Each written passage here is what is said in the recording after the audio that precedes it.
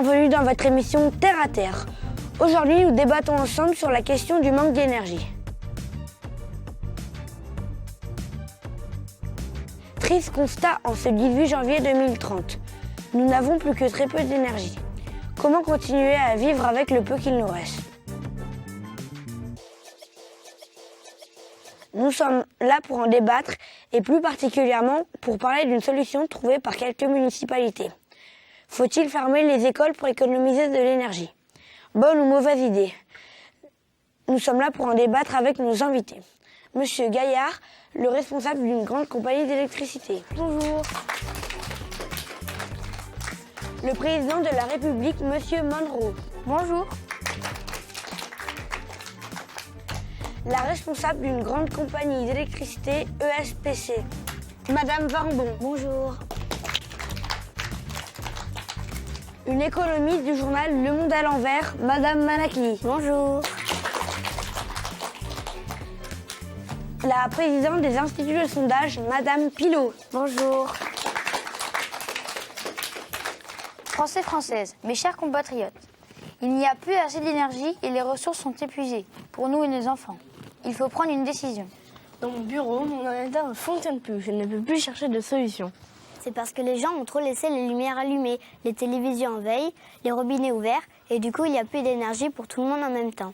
D'ailleurs, les écoles, c'est l'endroit où on consomme le plus d'énergie. Il y a les classes à chauffer, les vidéoprojecteurs, de l'eau pour les robinets et les WC. De plus, d'après nos sondages, l'école ne plaît pas aux enfants. 99% des enfants préfèrent les vacances. Je propose aux maires d'avoir le choix de fermer les écoles s'ils veulent utiliser le peu d'énergie qui reste autrement. Quelqu'un du public souhaite intervenir ? Et qu'est-ce que nos enfants vont faire pendant qu'on sera au travail ? Ils joueront aux jeux vidéo et feront la grasse matinée.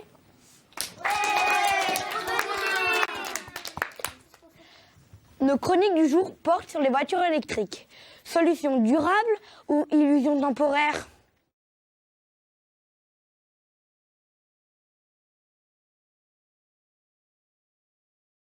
Le problème d'énergie étant mondial, personne n'a été épargné.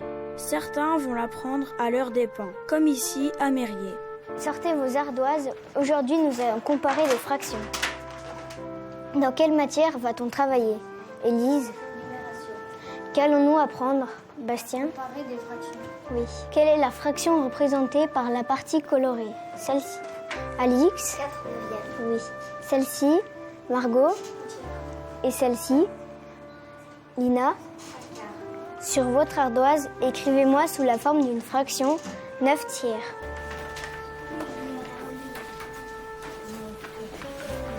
Levez. Ok. 24/2.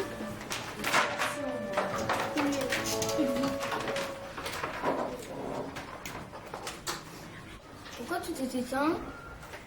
Réveille-toi, la leçon est finie. Pourquoi ça fonctionne plus ? Je veux aller voir le disjoncteur.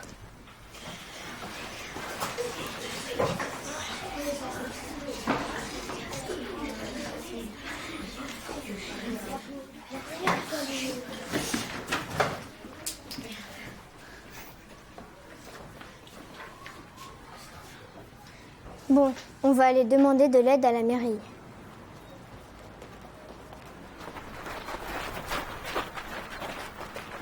Alors donc cette piscine, vous la voyez comment ? Grande, à la place du terrain de foot. Ah ouais.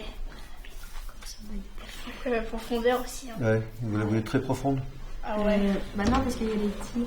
Marie qui sait pas nager.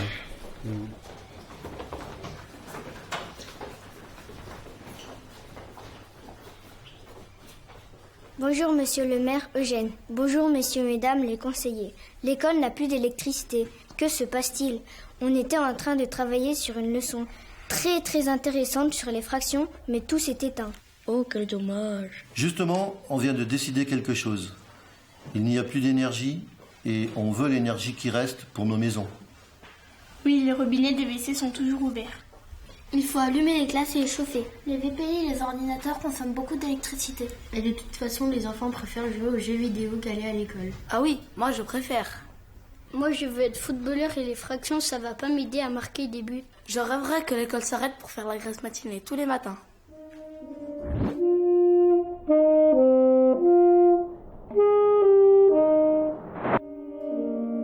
Votons. Qui est d'accord pour fermer l'école?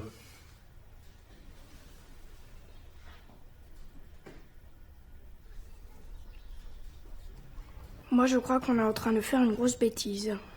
À l'unanimité, moins une voix. L'école est donc fermée. C'est ainsi que la décision a été prise. Seul l'avenir pourra révéler si c'était une bonne idée.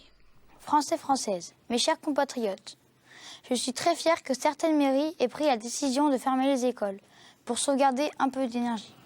C'est une bonne idée. Toute l'énergie économisée pourra être utilisée pour les tablettes, les ordinateurs, les consoles et les téléphones portables. C'est peut-être bien de fermer les écoles, mais si c'est pour l'utiliser dans les tablettes et les jeux vidéo, je ne trouve pas ça très intéressant. On pourrait plutôt l'utiliser pour chauffer les maisons plus pauvres et cuisiner des légumes. La vraie question est, est-ce que c'est rentable? Est-ce que ça rapporte de l'argent? D'ailleurs, 100% des enfants préfèrent jouer aux jeux vidéo que de manger des choux Bruxelles bio. Merci à vous d'avoir suivi l'émission jusqu'au bout. Merci à nos invités, M. Monroe, M. Gaillard, Mme Varambon, Mme Manaki, Mme Pilot. Et merci au public. À demain.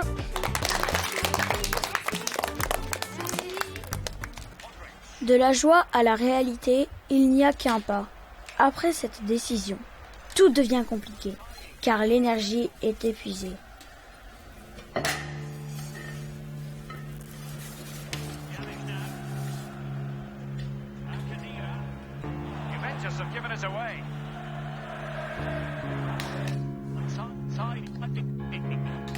Oh non, mais si on peut plus jouer à notre jeu, mais qu'est-ce qu'on va faire? On va s'ennuyer toute la journée. On est mal, qu'est-ce qu'on va manger si on peut plus rien faire? Il n'y a plus d'eau.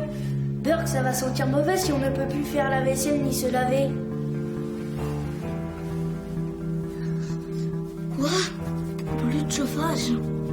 Mais on ne peut pas dormir dans ces conditions. On va devenir des bonhommes de neige.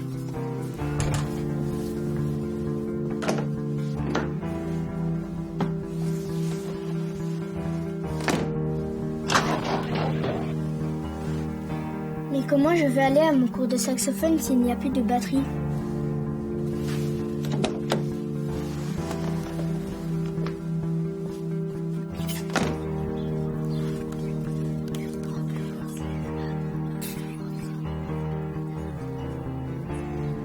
Bon, il faut qu'on trouve une solution.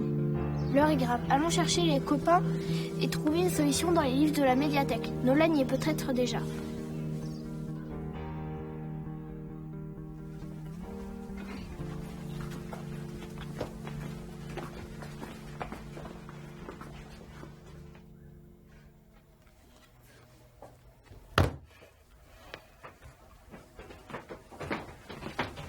Je savais bien que ce n'était pas une bonne idée et que vous alliez venir ici pour trouver des solutions. Déjà, au fait, c'est quoi l'énergie? Regarde cette page. On nous dit que l'énergie est un vrai caméléon. On ne peut ni la voir ni la toucher. Elle existe sous plein de formes différentes. Et en plus, elle passe d'une forme à l'autre sans problème et sans se perdre. Et donc, on en a besoin pour quoi? Pour tout ce qui a besoin d'électricité, pour le chauffage, pour faire cuire, pour se déplacer. Quelles sont les solutions qu'on peut trouver? On pourra mettre une éolienne dans l'école. Des panneaux solaires qui chaufferaient les maisons et les classes. Avec des photovoltaïques, on pourrait produire de l'électricité. Pourquoi pas un barrage? Maintenant qu'on a des solutions, il faut qu'on réfléchisse à les utiliser intelligemment. Il nous faut des nouvelles règles. Nous, on s'engage à éteindre les lumières quand on sort d'une pièce, privilégier les ampoules à basse consommation, ouvrir les volets au lieu d'allumer les lumières. En hiver, baisser la température des radiateurs et mettre un pull. Éteindre les appareils en veille. Couper Internet la nuit, utiliser des piles rechargeables, jouer moins sur les écrans qui consomment beaucoup et faire des jeux de société ou jouer dehors. Ouvrir les livres au lieu d'Internet, étendre le linge au lieu de le mettre au sèche-linge, utiliser ses muscles pour aller à l'école au lieu de prendre la voiture, choisir des fruits et des légumes de saison et qui ont poussé près de Mérier. Parce que faire voyager des tomates de l'autre bout du monde en hiver, ça coûte très cher à la planète. Recycler, réparer et n'acheter que des choses utiles. Cuisiner au lieu d'acheter des aliments tout emballés qui font beaucoup de déchets et livrés par des camions qui utilisent du pétrole. Super! Qui s'engage?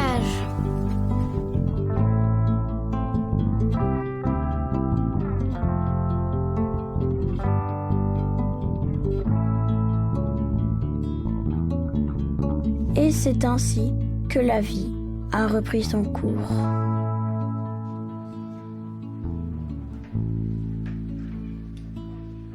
Neuf tiers.